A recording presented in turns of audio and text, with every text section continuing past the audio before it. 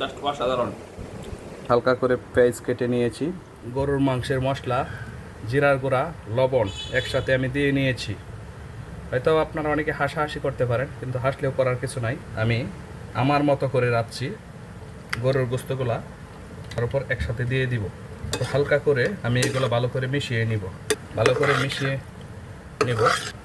আমি কিন্তু আলাদাভাবে হলুদের গুঁড়া, মরিচের গুঁড়া, জিরার গুঁড়া কোনো কিছুই ব্যবহার করি নাই। শুধু গরুর মাংসের মশলা দিয়েছি এবং পাশাপাশি একটু জিরা দিয়েছি, আর সাথে পেঁয়াজ দিলাম, রসুন, কাল, অন্যান্য যে উপাদানগুলো লাগে, আদা জিরা কোনো কিছুই দিব না, কারণ এত কিছু দিয়ে রান্না করা আমার পক্ষে পসিবল না। আমি শুধু আজকে টেকার কাজটা চালাচ্ছি।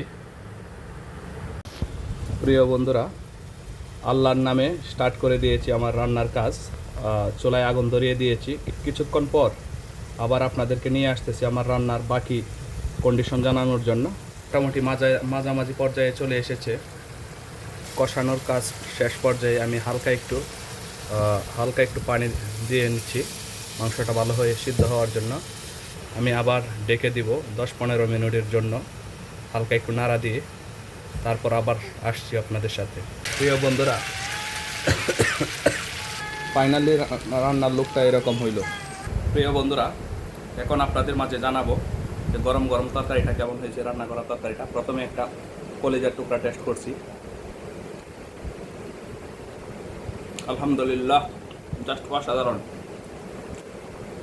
আলহামদুলিল্লাহ, জাস্ট অসাধারণ। অসাধারণ, অনেক ভালো হয়েছে আপনাদের দোয়ায়।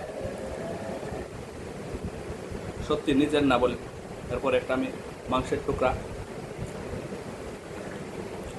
টেস্ট করছি, জাস্ট ওয়াও হয়েছে। অসাধারণ রান্না।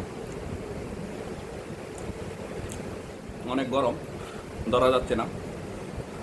এবার একটা আলু টেস্ট করছি।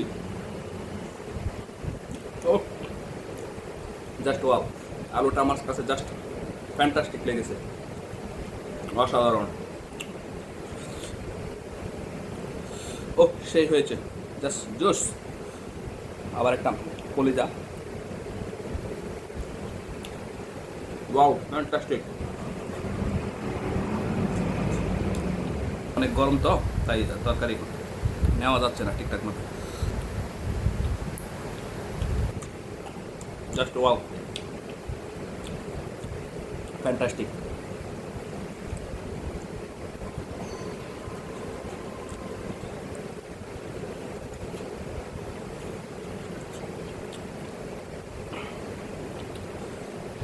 জাস্ট অসাধারণ একটা রান্না।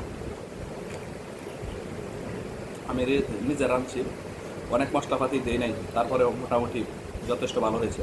আমার কাছে খেতে ভালোই লাগছে।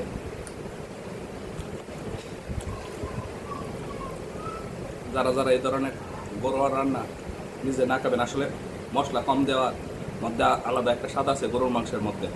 যে কোনো ধরনের মাংস বেশি মশলা ইউজ করলে আবার মাংসের স্বাদ নষ্ট হয়ে যায়। হয়তো অনেকে এটা বুঝেন, অনেকে বুঝেন না। কেউ কেউ আছেন মনে করেন যে আপনি কিছু গাঢ় টাইপের মশলা বেশি দিয়ে খেতে পছন্দ করেন, কিন্তু আমার কাছে সবসময়, আমি একা রান্না করি সবসময় মশলা কম দিয়ে রান্না করি এবং আমার কাছে খেতে যথেষ্ট ভালো লাগে। প্রিয় বন্ধুরা, আপনাদের সকলকে অসংখ্য ধন্যবাদ জানালাম। জাস্ট ওয়াও, অসাধারণ।